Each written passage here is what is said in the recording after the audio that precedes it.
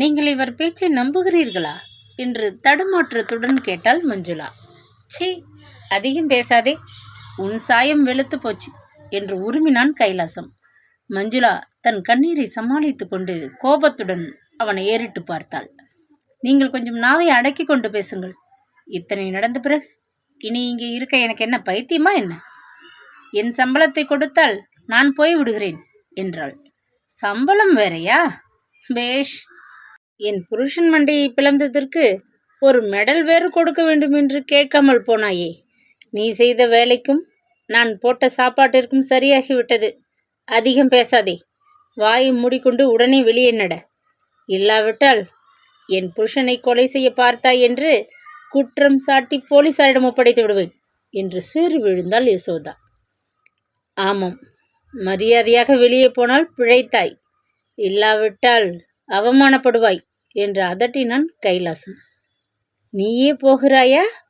நாங்கள் உன்னை போக வைக்கவா என்று எரிச்சலுடன் யசோதா மீண்டும் கத்தினாள். உங்களுக்கு அந்த சிரமம் வேண்டாம், நானே போய்விடுகிறேன் என்று முணுமுணுத்து விட்டு துக்கத்துடன் மஞ்சுளா பெட்டியை தூக்கி கொண்டு நடந்தாள். இரவு மணி 9 ஆகிவிட்டதை அறிவிக்க அருகில் இருந்த மாதா கோவில் மணி வெளியே ஒலித்து கொண்டிருந்தது. ஒரு மனிதன் தான் தொழில் மீது கொண்டுள்ள மோகத்தினாலும் பணம் சம்பாதிப்பதில் ஏற்படும் ஆர்வத்தினாலும் 24 மணி நேரமும் ஓடியாடி வேலை செய்ய தயாராக இருந்தாலும் இயற்கை அவருடன் எப்பொழுதும் ஒத்துழைத்து விடுவதில்லை. ஓரளவுக்கு ஓய்வு இருந்தால்தான் உயிர் உடலில் தங்கியிருக்க முடியும் என்ற இரகசியத்தை அறிந்த இயற்கை அன்னை உற்சாகத்திலே துடிக்கும் தன் மைந்தன் மீது நித்திரை என்னும் போர்வையை போட்டு மூடி விடுகிறாள். இல்லாவிடில் இரு பக்கமும் கொளுத்திவிட்ட மெழுகுவர்த்தியின் கதி அல்லவா அந்த மனிதன் அடைந்து விடுவான். வழக்கத்திற்கு மாறாக 1/2 மணி நேரம் தாமதமாகத்தான் அன்று டாக்டர் தயானந்த் தமது சிகிச்சை சாலைக்கு கிளம்பினார். இள வயதின் துடிப்பும் தொழில் மீது கொண்ட உற்சாகமும் உந்தியும் கூட அவரால் அயர்வை சமாளிக்க முடியவில்லை. முதல் நாள் இரவு வெகு நேரம் ஒரு நோயாளியுடன் பாடுபட்டு விட்டு வந்து படுத்ததனால் அவருக்கு போதிய தூக்கம் இருக்கவில்லை. கண்கள் பகபகவென்று எரிந்து கொண்டிருந்தன. உடலில் இருந்த ஒவ்வொரு எலும்பு கணுவும் நொந்தது. தயானந்த் வடநாட்டிலே பிறந்தவர், மேல் நாட்டிலே வைத்திய கலையை கற்றவர். எனினும் தென்னாட்டிலே தான் லக்ஷ்மி தேவியின் அருள் பூராவும் கிடைத்தது அவருக்கு. சென்னைக்கு வந்து நெல்லூருக்கு செல்லும் பாதையில் அமைதி நிறைந்த ஒரு பிரதேசத்திலே தமது மனோவைத்திய சிகிச்சை சாலையை ஆரம்பித்தார். சில வருஷங்களில் அணைக்க முடியாத தீ போல் அவர் புகழ் நாலாபக்கமும் பரவிவிடவே பேங்கில் அவர் கணக்கில் பணம் குவிய தொடங்கியது. தயானந்திடம் சென்றால் எந்தவிதமான மனோவியாதியும் பஞ்சாக பறந்தோடிவிடும் என்ற நம்பிக்கை நோயாளிகளிடம் வேரூன்றிவிட்டது. அதன் பயனாக 2 அறைகள் கொண்ட சிறிய ஓட்டு கட்டடமாக இருந்த அவரது வைத்தியசாலை 200 அறைகள் கொண்ட பெரியதொரு சிகிச்சை விடுதியாக மாறிவிட்டது. வாழ்க்கையில் ஏற்பட்ட மனப்போராட்டங்களினால் அமைதி இழந்தவர்களே பெரும்பாலானோர் நோயாளிகள் என்று எண்ணிய வைத்தியர் தமது விடுதிக்கு சாந்தி பவனம் என்று பெயர் சூட்டியிருந்தார். மேலும் இந்த பெயர் கேட்பவர்கள் மனதில் சாப்பாடு ஹோட்டல் என்ற நினைவைத்தான் உண்டாக்குமே ஒழிய மனோவியாதியஸ்தர்கள் தங்கும் விடுதி என்ற எண்ணத்தை மறைத்து விட்டதனால் நோயாளிகளின் சுற்றத்தார்கள் மனக்லேசமடையாது வந்து போக சௌகரியமாக இருக்கும் என்பதை மனோதத்துவ நிபுணரான அந்த வைத்தியர் நன்கு அறிந்திருந்தார். சாந்தி பவனத்தின் வாயிலுக்கு காரை திருப்பினார் டாக்டர் தயானந்த். தமது பிரத்யேக அறைக்கு முன்பு வராந்தாவிலே கூடியிருந்த நோயாளிகளின் கூட்டத்தை ஒரு தடவை திரும்பி பார்த்துவிட்டு ஆயாசமாக பெருமூச்செறிந்தார். 100கணக்கான கியூ வரிசையில் காத்திருந்த நோயாளிகளை கவனித்து சிகிச்சை செய்வது கூட அவருக்கு பாரமாக தோன்றவில்லை. ஒவ்வொரு நோயாளியுடனும் கூட வந்திருக்கும் 1/2 டஜன் உறவினர்களுக்கு பதில் சொல்ல வேண்டிய பெரும் பொறுப்பை எண்ணித்தான் அவர் அலுத்து கொண்டார். தமிழ், தெலுங்கு, கன்னடம், இந்தி, ஆங்கிலம் என்று 4 மொழிகளிலும் கேட்கப்படும் கேள்விகளுக்கு அந்தந்த மொழிகளிலே பதில் கூற வேண்டிய நிர்பந்தத்தை கூட அவர் சிரமமாக பாராட்டவில்லை. தென்னாட்டு மொழிகள் பலவற்றையும் அனாயாசமாக பேச அவர் கற்றுக்கொண்டிருந்தார். முக்கியமாக பெண் உறவினர்கள் கேட்கும் முடிவில்லாத கேள்விகளுக்கு பதிலளித்து அவர் வாய் ஓய்ந்து விட்டிருந்தது. இனி இரும்பினாலான வாய் ஒன்று வேண்டும் என்பது போல அவரது தாவாய்க்கட்டை வலித்தது. முத்து தெரித்தாற்போல் 2 வார்த்தைகளில் பதிலை முடித்து கொள்ளலாமோ என்றால் அது முடியாத காரியம். மனநோய்களை பற்றியும் சிகிச்சை முறைகளை பற்றியும் நோயாளிகளிடம் ஏதும் பேச முடியாது. அவரவர் உறவினர்களிடம்தான் பேச வேண்டும் என்பதை அவர் அறிவார். பேசுவதுதான் அவர் தொழில். என்ன செய்வது? காரை நிறுத்திவிட்டு வெளியே இறங்கினார் தயானந்த். நோயாளிகளின் உறவினர்கள் போடும் கும்பிடுகளையும் நமஸ்தேக்களையும் பாராதவர் போல் சட்டென்று ஓடி தமது பிரத்யேக அறைக்குள் மறைந்து கொண்டார். கோட்டை கழற்றி ஆணியில் மாட்டிவிட்டு சிகிச்சை விடுதிக்கு உபயோகிக்கும் வெள்ளை நிற நீண்ட மேல் அங்கியை எடுத்து அணிந்து கொண்டார். மின்சார விசிறியை திருப்பிவிட்டு மேஜை முன்னிருந்த நாற்காலியில் அமர்ந்தார். டக் டக் என்று பாதரட்சை ஒலிக்க தலையை மிடுக்காக நிமிர்த்தி வண்ணம் உள்ளே உல்லாச நடைபோட்ட நர்ஸ் ஒருத்தி நுழைந்தாள். அவள் கூடவே டெட்டால் மருந்து மணமும் குப்பென்று வீசிக்கொண்டு வந்தது. வெள்ளை கொசுவலை வட்டத்தினால் வாயை மூடி ஒரு பழ சர்பத்தை மரத்தட்டில் வைத்து சுமந்து கொண்டு வந்தாள். அதை மேஜை மீது வைத்துவிட்டு, நமஸ்தே டாக்டர், உங்களை உடனே பார்க்க வேண்டுமென்று ஒரு பெண் வெகு நேரமாக துடித்து கொண்டிருக்கிறாள் என்று கூறினார். பெயர் அச்சிட்ட அனுமதி சீட்டொன்றை மேஜை மீது வைத்துவிட்டு நர்ஸ் அப்பால் போக திரும்பினாள். டாக்டர் தயானந்த் அதை எடுத்து பார்த்தார். நாராயணன், இரும்பு பெட்டி வியாபாரி, ஜலங்கொண்டான் என்று இருந்த சீட்டில் நாராயணன் என்ற பேனாவினால் பெயருக்கு முன்னால் ஸ்ரீமதி என்று முத்துப்போல் யாரோ எழுதியிருப்பதை கண்டார். அவர் முகத்தில் லேசாக ஒரு புன்னகை அரும்பியது. நர்ஸ், வரச்சொல் அவர்களை என்று உத்தரவிட்டுவிட்டு கண்ணாடி கூஜாவில் இருந்த சர்பத்தை டம்ளரில் ஊற்றி சுவைத்து பருகத் தொடங்கினார். ஸ்ரீமதி நாராயணன் என்பவரை அவர் முன்பின் பார்த்ததில்லை. தன் வசம் விடப்பட்டிருந்த நோயாளி ஜெகதீசனின் சிறிய தாய் என்பதை மட்டும் அவர் அறிந்திருந்தார். எனவே அவருக்கு அந்த அம்மாளின் வரவு சற்று ஆச்சரியத்தை உண்டாக்கியது.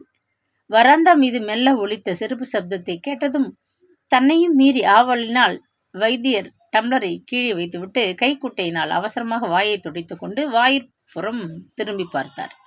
வந்து கொண்டிருக்கும் செல்வ சீமாட்டிக்கு பராக்கு கூறுவது போல் என்று மல்லிகை பூவின் இனிய மனம் அறைக்குள்ளே வேகமாக வந்து வீசியது. அறையின் வாசல் முன்னால் இருந்த கண்ணாடி அறைக்கதவுகளை திறக்க நீட்டிய கரங்களை வைத்தியர் வியப்புடன் உற்று பார்த்தார்.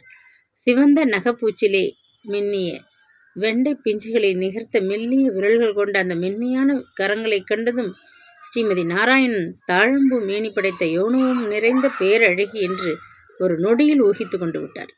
பாதத்தின் அழகை மட்டும் கண்டுவிட்டு ஊகத்தினால் முகத்தை வரையக்கூடிய பிரசித்தி பெற்ற சைத்திரிகர்களின் பரம்பரையைச் சேர்ந்தவர் அவர். எனவே ஸ்ரீமதி நாராயணன் உள்ளே நுழையும் முன் அவர் மணக்கண் முன் தீட்டிய கற்பனை சுந்தரி வேகமாக வந்து எதிரே இருந்த ஆசனத்தில் அமர்ந்து விட்டாள். புடவை தலைப்பு அசைய மல்லிகை பூவின் மனத்தை இன்னும் வெகு அருகே அள்ளிக்கொண்டு ஒயிலாக எதிரே வந்து நின்ற பெண்மணியை வியப்புடன் உற்று பார்த்தார் அவர். அவரது கற்பனை அதிகம் பிசகு செய்யவே இல்லை. ஸ்ரீமதி நாராயணன் பார்ப்பவர் மனதை பரவசப்படுத்தும் எழில் மிகுந்த இளம் நங்கையாகத்தான் இருந்தாள். தயவு செய்து உட்காருங்கள் என்று உபசரித்துவிட்டு வைத்தியர் கைக்குட்டையால் முகத்தை துடைத்துக் கொள்கிறவர் போல் பாவித்து கொண்டு வந்த பெண்மணியை ஏற இறங்க நன்றாக கவனித்து கொண்டார். பச்சை நிற வங்காள பட்டுப்புடவையும் அதற்கு ஏற்ப மஞ்சள் நிற சோழியும் தரித்திருந்தாள். ஆனால் பணக்காரன் மனைவி என்று விளம்பரப்படுத்தக்கூடிய விலை உயர்ந்த ஆபரணங்கள் ஏதும் அவள் தரித்திருக்கவில்லை. மழமழவென்று காணப்பட்ட அவளது மென்மையான கழுத்தை சுற்றி மெல்லிய தங்கச் சங்கிலி ஒன்று அணி செய்தது. அதன் நடுவில் தொங்கிய பச்சைக்கல் பதக்கம் அவளது நெஞ்சு குழியுடன் கொஞ்சி கொண்டிருந்தது. இடது கை மணிக்கட்டில் சிறு தங்க கடிகாரமும் வலது கரத்தில் 2 பொன் வளையல்களும் மட்டுமே தான் அணிந்திருந்தாள். அலைகள் என செழுமையாக புரண்ட தனது கரிய கூந்தலை அவள் அள்ளி வட்ட வடிவத்தில் தலையின் பின்புறத்தில் உயர்த்தி கட்டி கொண்டிருந்தாள். அதை சுற்றி கொண்டிருந்த மல்லிகை மலர் மாலையிலிருந்து புறப்பட்ட மனம் சிகிச்சை சாலையிலிருந்து வந்த லோஷன் வாசனையை விரட்டியடித்து கொண்டிருந்தது. நெற்றியில் சிறிய குங்குமப்பட்டும் கண் இமைகளில் லேசாக படிந்திருந்த மையும் உதடுகள் மீது மங்கினாற்போல் அவள் பூசியிருந்த உதட்டு சாயமும் அவளது இயற்கை அழகை மிகைப்படுத்தி கொண்டிருந்ததை வைத்தியர் கவனிக்க தவறவில்லை. பார்வைக்கு எளிமையாக உடுத்தியிருப்பவள் போல் தோன்றிய போதிலும் நாற்காலியில் வந்து அவள் அமர்ந்த விதம், நிமிர்ந்த பார்வை, இவைகளில் ஆடம்பரமும் அகங்காரமும் மிதமின்றி தொங்கிக் கிடப்பதை அவர் உணர்ந்து கொண்டார். தங்களை நான் இதுவரை பார்த்ததில்லை. இன்று சந்திக்க நேர்ந்தது பற்றி மிகவும் சந்தோஷம். என்னால் ஆக வேண்டியது ஏதாவது இருந்தால் என்று முடிக்காது நிறுத்தினார். வைத்தியர் மரியாதை நிறைந்த குரலில், ஜெகதீசனை என்னுடன் உடனே அனுப்பி வைக்க வேண்டும், அவ்வளவுதான் என்றாள் அவள் மிடுக்காக. அவருக்கு நான் ஆரம்பித்த சிகிச்சை இன்னும் முடியவில்லை. அதற்குள் அனுப்பி வைப்பது சரியல்லவே என்று வைத்தியர் கூறி முடிக்கும் முன் பரபரப்புடன் தனது கைப்பையை திறந்தாள் ஸ்ரீமதி நாராயணன். என் கணவர் தங்களிடம் இதை கொடுக்கச் சொன்னார் என்று கூறிவிட்டு ஒரு காகித உரையை அவரிடம் நீட்டினாள். உள்ளிருந்த கடிதத்தை எடுத்து பார்த்தார் டாக்டர். இரத்த அழுத்தத்தினால் கொஞ்ச காலமாக என் உடல் மிகவும் பலகீனமாக இருக்கிறது. வியாபார சம்பந்தமான விஷயங்களை அறிந்து கொள்ளவும் எனக்கு உதவியாகவும் ஜெகதீசன் அருகில் இருக்க வேண்டும் என்று நான் விரும்புகிறேன். கடந்த முறை நான் அங்கே வந்தபொழுது அவன் என்னிடம் நன்றாகத்தான் பேசினான். தோற்றத்திலும் அவன் நடந்து கொண்ட முறையிலும் எதுவும் தவறாக காணப்படவில்லை. அதனால் அவனது நோய் குணமாகிவிட்டதென நினைக்கிறேன். வயது காலத்தில் என் மகனுடன் கூட சேர்ந்து மீதி நாட்களை கழிக்க நான் விரும்புவது இயல்பு என தாங்கள் கருதுவீர்கள் என நினைக்கிறேன். இன்ஃப்ளூயன்சா காய்ச்சலால் எனக்கு நேரடியாக வந்து அழைத்து போக முடியவில்லை. அதனால் தாங்கள் என் மகனை என் மனைவியுடன் அனுப்பி வைக்கும்படி கேட்டுக்கொள்கிறேன். தங்கள் சிகிச்சை விடுதிக்கு சேர வேண்டிய தொகைக்கு பில் வந்ததும் கட்டிவிடுகிறேன். சிரமத்திற்கு மன்னிக்கவும். என் குழந்தையை கருத்துடன் கவனித்து வைத்தியம் செய்து குணப்படுத்தியதற்கு நான் என்றென்றும் தங்களுக்கு கடமைப்பட்டிருக்கிறேன். நமஸ்காரம். நாராயணன். கடிதத்தை மடித்து மேஜை மீது வைத்துவிட்டு டாக்டர் கீழ் உதட்டை கடித்து கொண்டார். யோசனையுடன் விரல்களால் மேஜை மீது தட்டி கொண்டு என்று பெருமூச்சு விட்டார். தங்கள் சிகிச்சை விடுதி சொந்த வைத்திய விடுதி தானே? அதனால் உறவினர்கள் வேண்டிய போது நோயாளியை வெளியே அனுப்பிவிட வேண்டியது தானே? ஏன் யோசிக்கிறீர்கள் என்றால் அதட்டலான குரலில் அந்த பெண்மணி. டாக்டர் லேசாக சிரித்தார். அம்மா, என் வைத்திய விடுதி சிறைச்சாலை அல்ல. உறவினர்கள் விரும்பினால் உடனே நோயாளியை வீட்டுக்கு அழைத்து சென்று விடலாம். ஆனால் அவர்கள் செய்வது சரியா தவறா என்று ஆலோசனை சொல்லும் பூரண உரிமை என்னுடையதாக இருக்கிறது. தங்களது கணவரின் கருத்து சரியல்ல. பிள்ளை மேல் கொண்ட பாசத்தினால் பூரண குணமடைந்து விட்டதாக நினைக்கிறார். ஆனால் ஜெகதீசன் இன்னும் கொஞ்ச காலம் இங்கே தங்கியிருந்து சிகிச்சை பெறுவது அவசியம் என்று நான் நினைக்கிறேன் என்றார். மீண்டும் அவசரமாக தன் கைப்பையை திறந்து துழாவினாள் ஸ்ரீமதி நாராயணன். ஒரு கத்தை கடிதங்களை வெளியே இழுத்து மேஜை மீது போட்டாள். இவைகளை படித்து பாருங்கள். சித்த சுவாதீனமற்ற மனிதன் எழுதிய கடிதங்கள் போலவா இருக்கின்றன? பல மாதங்களாக ஜெகதீசன் தங்கள் வைத்திய விடுதியில் சிறையில் இருப்பவன் போல் அவதிப்பட்டு கொண்டிருக்கிறான். சிறு வயதிலிருந்தே தனிமையை அனுபவித்தவன். பணம் இருந்தும் அனாதையாக உறவினர்களிடமும் ஹாஸ்டலிலும் அங்கும் இங்கும் வளர்க்கப்பட்டவன். டாக்டர், போதும் அவனுக்கு இந்த தண்டனை. தனிமையே அவனை பைத்தியமாக்குகிறது. அவனுக்கு வேறு எந்த மனநோயும் கிடையாது.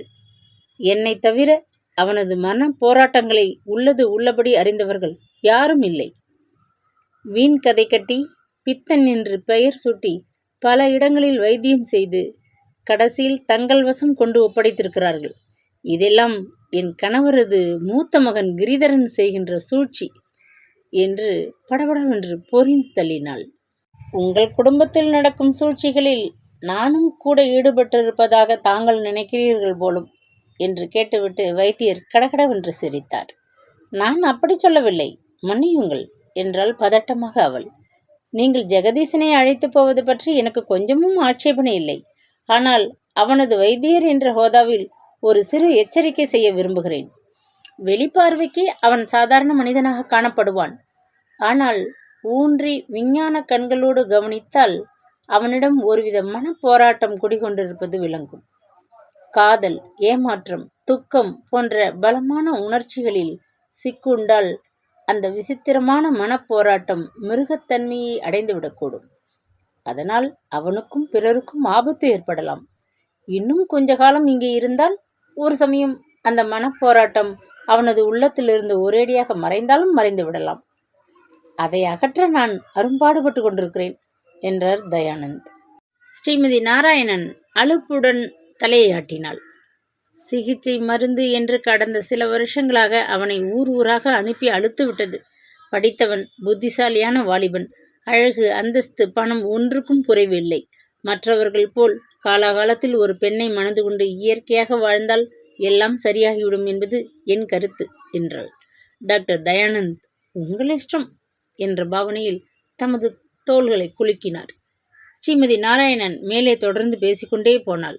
தாங்கள் என் நிலையையும் சற்று யோசிக்க வேண்டும். மாற்றாந்தாய் என்றால் உடனே மூத்தவள் குழந்தைகளை கழுத்தை முறித்து கொள்ள புறப்பட்ட பிசாசு என்று உலகம் நினைக்கிறது. என்னை பொறுத்தவரை அவன் எனது சொந்த பிள்ளைக்கு ஒப்பானவன். வயதில் அவன் என் சகோதரனைப் போல் காணப்பட்டாலும் நான் அவனை என் பெற்ற மகனாகவே பாவிக்கின்றேன். உங்களுக்கு எங்கள் குடும்ப வரலாறு தெரியாததனால் என்று வேகமாக பேசியவள் சற்றென்று நிறுத்தினாள். அஞ்ஞானம் தோய்ந்த அவளது கண்களில் அருவி நீர் என கண்ணீர் வழிந்தது. இடையில் செருகியிருந்த கைக்குட்டியை எடுத்துக்கொண்டு தலையை குனிந்து கொண்டாள். ஜெகதீசனை இங்கு கொண்டு வந்து சேர்த்த பொழுது ஸ்ரீமான் நாராயணன் எல்லாம் விவரமாக சொல்லியிருக்கிறார் என்று பதிலளித்த டாக்டர் தயானந்தர் எழுந்திருந்தார். மேஜை மீதிருந்த மணியை வேகமாக தட்டினார். டக் டக் என்று பாதரட்சை ஒலிக்க ஓடோடியும் வந்தால் ஒரு நர்ஸ். 27ஆம் நம்பர் நோயாளியை அழைத்து செல்ல இவர்கள் வந்திருக்கிறார்கள். உடனே டிஸ்சார்ஜ் செய்ய ஏற்பாடு செய் என்று உத்தரவிட்டுவிட்டு ஸ்ரீமதி நாராயணனுக்கு ஒரு பெரிய கும்பிடு போட்டார். அதன் அர்த்தத்தை புரிந்து கொண்டு விட்டாள் அவள். தாங்கள் செய்த உபகாரத்திற்கு மெத்த நன்றி என்று பணிவாக கூறிவிட்டு விடுக்கென வேகமாக அறையை விட்டு வெளியே சென்றாள். அதற்கு பின் வைத்தியர் தமது வார்டுகளை சுற்றி பார்க்க புறப்பட்டார். தம்மிடம் விடைபெற்று கொண்டு குதூகலமாக வெளியேறிய அந்த வாலிபன் தோட்டத்தை தாண்டி மதில் சுவர் அருகே நின்று கொண்டிருந்த காருக்குள் ஏறிக்கொள்ளும் வரை வைத்த கண் வாங்காது பார்த்து கொண்டே நின்றார். ஜெகதீசனை வெளியே அனுப்பியது அவருக்கு அவ்வளவு திருப்தியாக இருக்கவில்லை. பற்பல விதமாக உள்ளத்தில் எழுந்த சிந்தனையையும் தமது பொறுப்பையும் கழுவி விடுகிறவர் போல் வார்டு நடுவில் இருந்த மேஜைக்கு விரைந்தார். அதன் மேல் வைத்திருந்த பீங்கான் கிண்ணத்தில் இருந்த மருந்து நீரில் தமது கரங்களை கழுவி சுத்தப்படுத்தி கொண்டு நோயாளிகளை கவனிக்க புறப்பட்டார் அந்த வைத்தியர். 2 வார காலம் சென்றது. அன்று மாலை டாக்டர் தயானந்த் தமது சிகிச்சை விடுதியின் பிரத்யேக அறையில் வந்து அமர்ந்து ஒரு சில நிமிஷங்கள் கூட சென்றிருக்காது. நர்ஸ் வேகமாக உள்ளே வந்தாள். தங்களை அவசரமாக காண ஒரு வாலிபர் வந்து வெகு நேரமாக காத்து கொண்டிருக்கிறார் என்றாள். வரச்சொல் என்று கூறிவிட்டு காலை பத்திரிகையை படிப்பதற்காக சாவகாசமாக பிரித்தார் அவர். உள்ளே வந்த வாலிபனை கண்டதும் ஒரு கணம் அவர் திடுக்கிட்டு போய்விட்டார். ஒருவாறு தம்மை சமாளித்து கொண்டு எழுந்து புன்முறுவலுடன் வந்த வாலிபனது கரங்களை உற்சாகமாக பிடித்து குலுக்கினார். என்ன மிஸ்டர் கிரிதர், உங்களை பார்த்து வெகு நாட்கள் ஆயிற்றே. அதனாலோ என்னவோ உங்களை கண்டதும் ஜெகதீசன் என்று எண்ணி ஒரு நிமிஷம் திகைப்படைந்து போய்விட்டேன் என்றார் வைத்தியர். அப்படி தவறு செய்வதற்கு நாங்கள் ஒரு தாய் வயிற்றில் பிறந்த இரட்டையர்கள் அல்லவே. வெவ்வேறு தாயாருக்கு பிறந்த சகோதரர்கள் நாங்கள் என்றால் யாரும் நம்புவதே இல்லை என்று கூறிவிட்டு மெல்ல சிரித்தபடி நாற்காலி ஒன்றில் அமர்ந்தான் அந்த வாலிபன். ஒரே உயரம், ஏறக்குறைய ஒரே விதமான முகச்சாடை. உற்று கவனிக்காவிட்டால் யாரும் ஏமாந்து விடுவார்கள். ஆமாம், உங்கள் இருவரில் நீங்கள் தானே மூத்தவர்? வயது வித்தியாசம் கூட அதிகமில்லை போல இருக்கிறதே என்று கேட்ட வைத்தியர் தமது ஆசனத்தை இழுத்து போட்டுக்கொண்டு சாய்ந்தபடி உட்கார்ந்து கொண்டார். மும்முரமாக ஆரம்பித்த கோடை காலத்தின் இறுதி என்ற போதிலும் அன்று பிற்பகல் வேலையிலும் புழுக்கம் அதிகமாக தான் இருந்தது. நெற்றி மீதும் கழுத்திலும் வழிந்தோடிய வியர்வையை துடைத்து கொண்டு கிரிதரன் புன்முறுவல் செய்தான். எங்கள் குடும்ப வரலாற்றை விவரமாக எடுத்துச் சொன்ன என் தகப்பனார் ஒன்று சொல்ல மறந்துவிட்டார். மன்னிக்கவும். என் தந்தைக்கு ஒரே சமயத்தில் 2 மனைவியர் இருந்தார்கள். நான் பிறந்த சில மாதங்களில் என் சிறிய அன்னை ஜெகதீசனை பெற்றெடுத்தார்கள். ஆனால் துரதிருஷ்டவசமாக சில நாட்களிலேயே பிரசவ ஜன்னியினால் இறந்து விட்டார்கள். இதனால் ஜெகதீசனையும் தன் குழந்தையாக எண்ணி என் தாயார்தான் அன்போடு எடுத்து வளர்த்து ஆளாக்கினார்கள். நிறைந்த மனம் கொண்ட அந்த உத்தமியை அன்னையாக எங்களுக்கு கொடுத்து வெகு நாட்கள் அடைந்திருக்க வைக்கவில்லை. என் சகோதரி சந்திரா பிறந்த பின்னர் நோயாக படுத்தவர்கள் எழுந்திருக்கவில்லை. எனவே நாங்கள் தாயற்றவர்களாகிவிட்டோம் என்றான். பிரகாசமாக இருந்த அவன் முகம் இதை கூறி முடித்ததும் வாட்டம் அடைந்ததை கண்ணுற்ற டாக்டர் ஒரு கணம் மௌனமாக இருந்தார். அப்படியா, இப்பொழுது புரிகிறது. தற்சமயம் உயிரோடு இருக்கும் ஸ்ரீமதி நாராயணன் தங்கள் தந்தையின் 3வது மனைவி அல்லவா என்றார் கொஞ்சம் நேரம் பொறுத்து. வைத்தியரிடமும் வக்கீலிடமும் ரகசியங்களை ஒழிப்பதில் பயனில்லை என உணர்ந்திருந்த கிரிதரன், என் தந்தை சுமார் 5 வருஷங்களுக்கு முன்புதான் 3வது முறையாக திருமணம் செய்து கொண்டார் என்றான் மனக்லேசத்துடன். உங்கள் சிறிய தாயாரை கண்டதும் நானும் அவ்வாறே தான் எண்ணினேன் என்று மெல்ல கூறினார் வைத்தியர். அவன் முகத்தை கூர்ந்து பார்த்து கொண்டே, என்ன சொன்னீர்கள்? என் சிறிய தாயாரை பார்த்தீர்களா? 2 வாரங்களுக்கு முன்பு அவர்கள் இங்கே வந்திருந்தார்கள். அடுத்தபடியாக சொல்லப்போகும் விஷயம் உங்களுக்கு மன அதிர்ச்சியை உண்டு பண்ணும் என்பது திண்ணம். மிஸ்டர் கிரிதர், உங்கள் சிறிய தாயார் ஜெகதீசனை தம்முடன் அழைத்து கொண்டு சென்று விட்டார்கள் என்றார் வைத்தியர். மின்சாரத்தினால் தாக்குண்டவன் போல் துள்ளி எழுந்தான் கிரிதரன். இரத்தமாக அவன் முகம் சிவந்து விட்டது. அவன் நெஞ்சு பதறியது. எங்கள் குடும்ப வரலாறு முழுவதும் தெரிந்திருந்தும் தாங்கள் எப்படி வீட்டிற்கு அனுப்ப சம்மதித்தீர்கள் என்று பதட்டமாகவும் கோபமாகவும் கேட்டான். டாக்டர் மௌனமாக மேஜை அறையில் இருந்த கடிதத்தை எடுத்து நீட்டினார். கடிதத்தை படித்துவிட்டு கிரிதரன் கோபத்துடன் சிறிது நேரம் வாளாயிருந்தான். தந்தை தமது மனதை விரைவாக மாற்றிக்கொள்வார் என்று நினைக்கவில்லை. இது என் சகோதரிக்கு தெரிந்தால் மிகவும் பீதி அடைவாள். நான் என்ன சொல்வதென்றே எனக்கு புரியவில்லை. அவன் குரலில் துக்கமும் கலவரமும் கலந்து தொனித்தன. என்மேல் பிசகில்லை. உமது தந்தையின் வேண்டுகோளை என்னால் மறுக்க முடியவில்லை. அனுப்பிவிட்டேன் என்றார் வைத்தியர் அனுதாபத்துடன். மன்னிக்க வேண்டும் டாக்டர் என்றான் கிரிதரன் பவ்யமாக. தன் உள்ளத்தில் குமரிய உணர்ச்சிகளை கட்டுப்படுத்தி கொண்டு வைத்தியரின் கரங்களை அன்போடு பற்றி குலுக்கிவிட்டு, தாங்கள் இதுவரை செய்த உதவிக்கு மெத்த நன்றி என்று தடுமாறினான். டாக்டர் தயானந்த் அன்போடு அவனை அணைத்து கொண்டார். மிஸ்டர் கிரிதர், என் கடமைகளை கூடியவரை செய்தேன். முழுவதும் செய்து முடிக்க சந்தர்ப்பம் கிடைக்கவில்லையே என்று ஒரு வருத்தம் கொஞ்சம் உண்டு. எனினும் எப்பொழுதாவது என் உதவி தேவையானால் தயக்கமில்லாமல் தாங்கள் என்னை நாடலாம். போகுமுன் ஒரு விஷயத்தை உங்களுக்கு கூற விரும்புகிறேன். ஜெகதீசன் வெளிப்பார்வைக்கு குணமாகிவிட்டவன் போல் தோன்றுவான். ஏமாந்து விடாதீர்கள். அவனது நோய் நீரு பூத்த நெருப்பாக உள்ளது என்பதை மறக்க வேண்டாம் என்றார்.